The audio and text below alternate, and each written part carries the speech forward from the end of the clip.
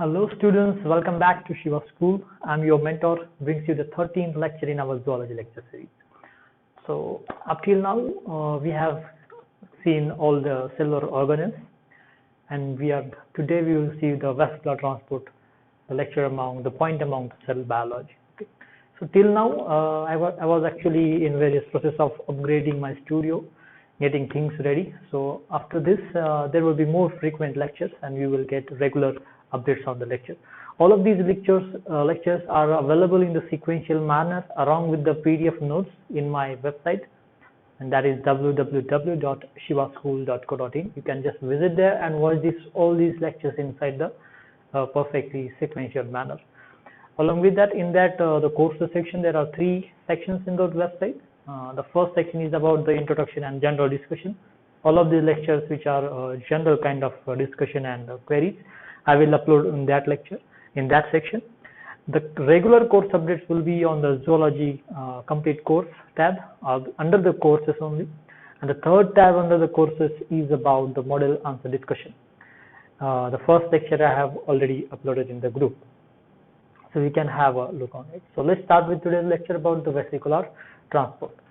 Before that, if you are not a member of my Telegram channel, you can join it, and if you want a more privatized guidance, join the Bosley Zoology group. Okay, and you can purchase this book on my Amazon, or you can also order hard copy from my website. So it has a point-wise analysis of all the 22 years question papers.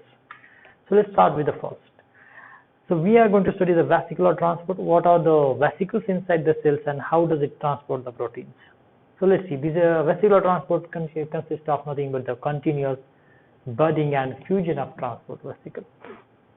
There are 2 mainly types: the secretory pathway, through which the endoplasmic reticulum proteins are sent to the Golgi apparatus, then to plasma membranes and just secreted out of the cell, whatever the proteins or enzymes in it.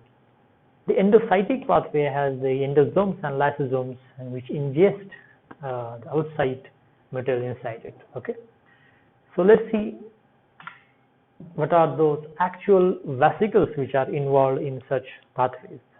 Okay. The first is the clathrin coated vesicle. Whatever the important part in this, there are 3 types of vesicles are there: the clathrin coated, coatomer coated, and the caveolin coated. The most important part you need to remember are the diagrams of 3 of which and the respective proteins which are involved in the processes. So let's see the clathrin coated vesicle first and what is the exact process. See, obviously all of these have some cargo molecules which is to be transferred, right? Then the next thing which is important would be the cargo receptors. What these cargo receptors do? These such kind of cargo receptors. These such kind of cargo receptors would be there on the membranes, from where the vesicles are formed. What does these cargo receptors does is that they just bind this cargo molecule to them, and whatever the cargo receptors are there with these attached cargo molecules that are detected by a protein, and that is called as adaptin. Okay, this is very important protein of this clathrin coated vesicle system.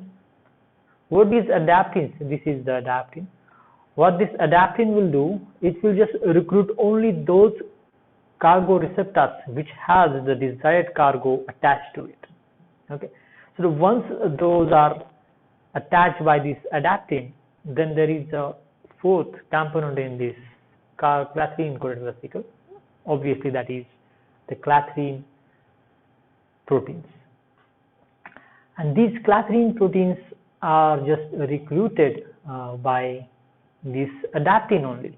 So the adaptin has 2 functions: just first to recruit the cargo receptor which has cargo attached to it, and the second function would be to recruit the respective clathrin proteins to it. So once the clathrin are attached, such many cargo receptors are just bound to this adaptin. Adaptin then again recruit more clathrin coat proteins to it, and it just forms a kind of invaginated structure. So once the sufficient density of these clathrin is formed on this membrane or this vesicle, there is a entry of the fifth protein, that is the dynamine. What does this dynamine does is that dynamine just get formed at this constriction at the neck of this vesicle, and it just cleaves off this entire vesicle from this membrane, and finally it forms this vesicle, and to it there are many this clathrin coat proteins along with the adaptin and cargo receptors are attached to it. Okay, so this is the structure. So what is the next step would be that inside this cell, a cellular cytoplasm, once these vesicles are detached, but before fusion, all of these clathrin and this adaptin will detach from this vesicle. That will just envelope of these proteins will just detach, and it will have only a vesicle which will have only the receptors and the cargoes inside it attached to it. Now this is called as a naked vesicle, and this vesicle is further going to fuse with the target membrane, and how that fusion is going to occur we will see in the next point. Okay, so this is how the entire clathrin coated vesicle system works. So let's see something more information about the clathrin. The clathrin is basically has two components, that is it has large polypeptide chain and three large and three small. Okay, suppose this is can call as a clathrin structure, right? So the exact structure would be like that. There are three. These are the three large chains, and these three are the small chains. So this is the triangular, or this structure looks like a triskelion, right? This structure looks like a triskelion. So this is the basic structure of the clathrin protein.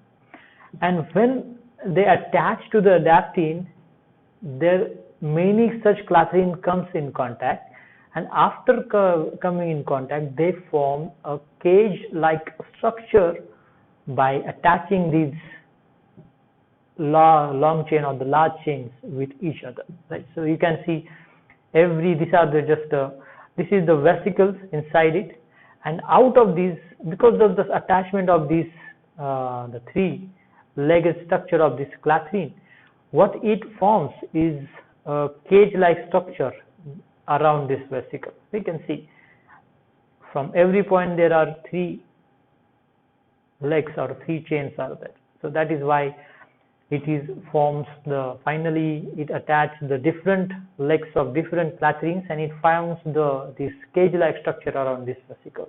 So this is the clathrin cage-like structure. So this actually protects the vesicle and also helps to transport that vesicles to a desired place.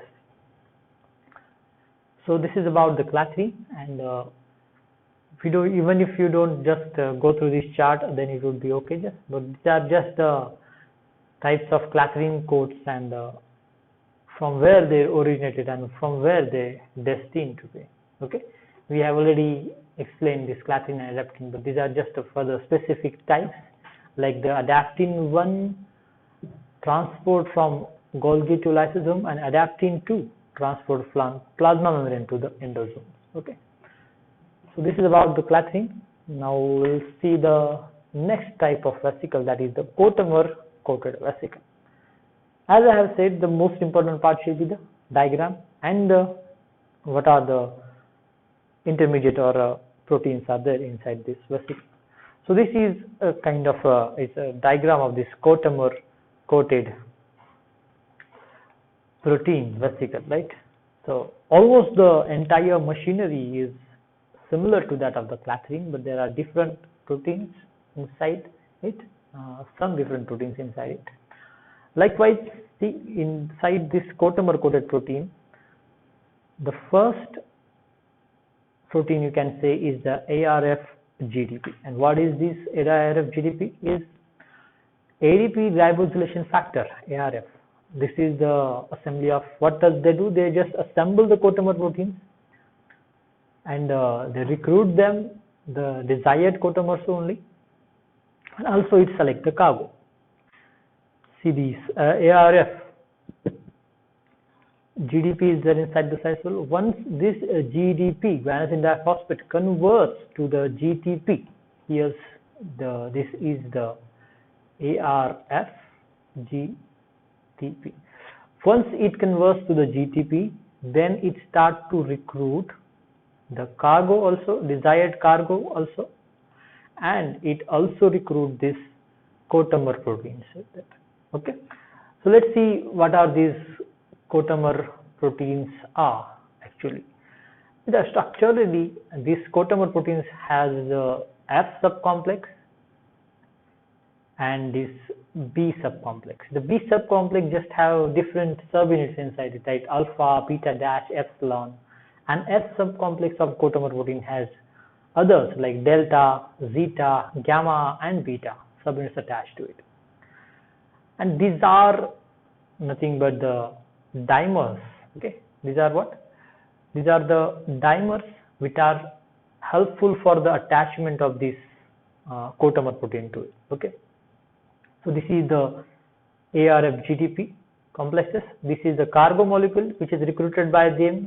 This, and these are nothing but the transmembrane proteins. Okay, and what is the use of this transmembrane protein? They just help to just tightly bind this coatamer protein complex to it.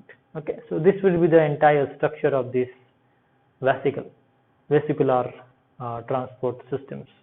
Okay, now the further many such systems will come in contact with each other, and it will just again form an invaginated structure of the membrane, and finally with the help of this ARF GTPases enzymes, this just bud off or just cleave off from the membrane. Okay, and before the uncoating, like that was of clathrin, this also occur, the uncoating of this protein also occur, and all this ARF GTP and the coatamer proteins are separated, and this naked vesicle is formed. And obviously it's going to be further fused with the membrane that we are going to see. Okay, so these are the functions. Let's see about the function of this coatamer. What just happened?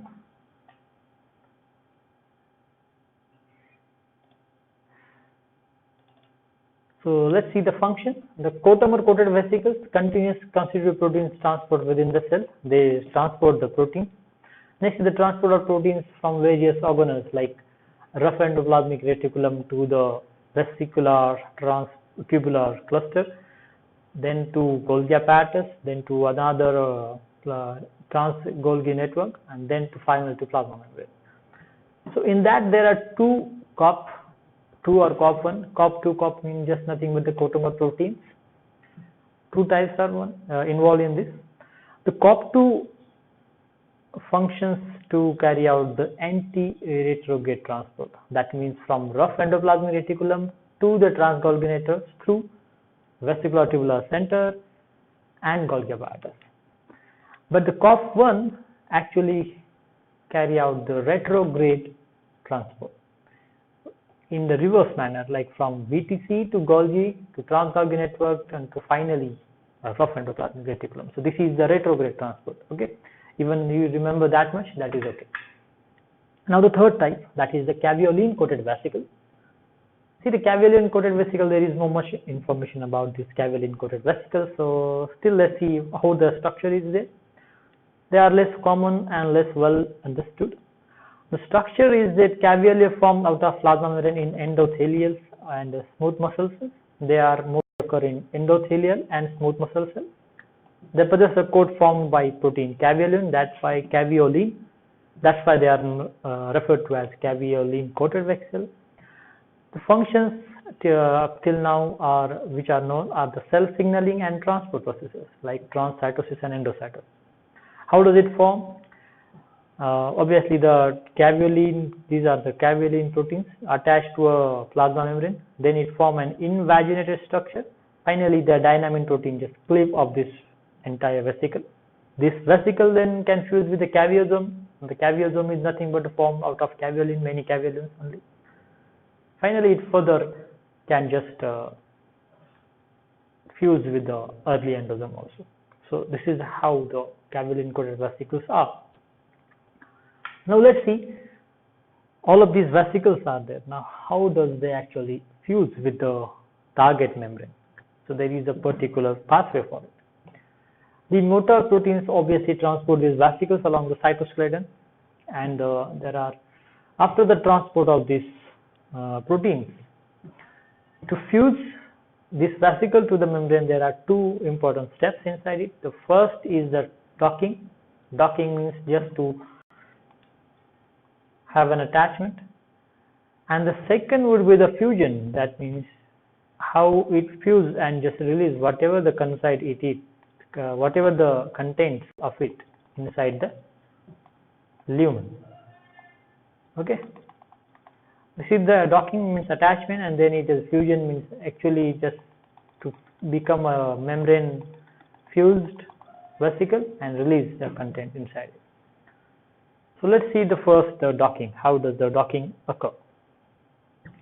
So in the docking, there are wrap proteins. These are the monomeric GTPases. These are the vesicular proteins. These are present on the vesicles.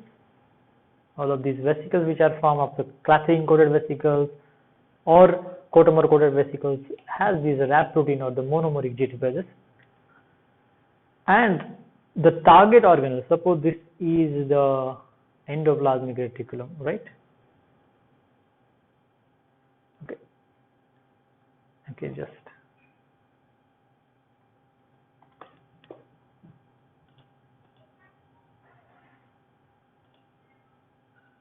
suppose this is the what? Endoplasmic reticulum. Okay. Now from here, the vesicle is going to be transferred to Golgi apparatus. Consider this. Right.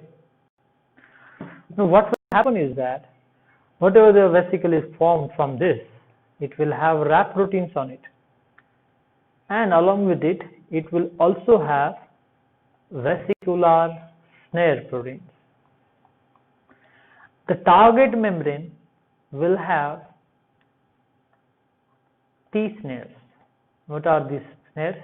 I will tell you. Wait a minute. So this, along with this T snares, this target membrane will also have tethering proteins. Okay. So these are the V snares, and these are the what? Wrap proteins. Now what will occur is that once this vesicle come in contact with this organelle, the primary point of attachment would be the tethering proteins, these tethers on the target vesicle, and the wrap proteins on the vesicles or on the transport vesicles. So first these tethers will attach with this wrap, and it will form a point of attachment. After it, there will be the further attachment or the further fusion will occur, but that will occur with the help of snares. So let's see what are the snares. These snares carry out actual fusion. These are nothing but soluble NSF attachment protein receptors. Don't go much in detail, just remember the soluble NSF attachment protein receptor. There are two types of it, as I have said. T vesicular V snare present on vesicle, T snare present on the membrane of the target organelle. Now the next, what is the next thing is that once this vesicle is attached with the help of wrap and tether, now there should be a further fusion of this vesicles membrane with this plasma membrane, okay, or this target membrane. To further fuse, there requires additional energy, and it is proposed that whatever this V snare is there and whatever this T snare is there, what will happen is that this T snare and this V snare will form a coils or a twisted structure around each other, and the energy for the fusion of these two membranes will be given by this twisting of these two snares. Okay, so that is how once these are completely twisted, this membrane is also then completely integrated with or completely fused with this target membrane. So this is how whatever the contents inside it, then it will be released inside the cell. So the ARF GTPase activating protein complex at the target membrane causes vesicle to break away from the attachment. So these are also these kind of proteins, ARF gap complex, and they are present at the target membrane, and this also causes the breaking away of this attachment point once the docking is done. So this is about how these vesicles are transported and fused. So this is about the vesicular transport inside the cell. We will further have a small look after the last part of our cell biology chapter, because the last point is only this vesicular transport. At that time, if it is required to include some more point, we will include. Okay. So till now, we'll stop here. And this is just a diagram I have already shown you in the while drawing, but you can just include this vesicle docking fusion. Like this vesicle have this cargo and receptor. This is the wrap proteins, this tether protein. This is the V snare, the T snare. Then just this wrap proteins and tethers come in contact. Then this V snare and T snare form a twisted structure like this. So this is what I have already explained. So we will stop here. The next lecture we will going to study the mitosis and the meiosis. So till then, have a nice great day. Bye bye.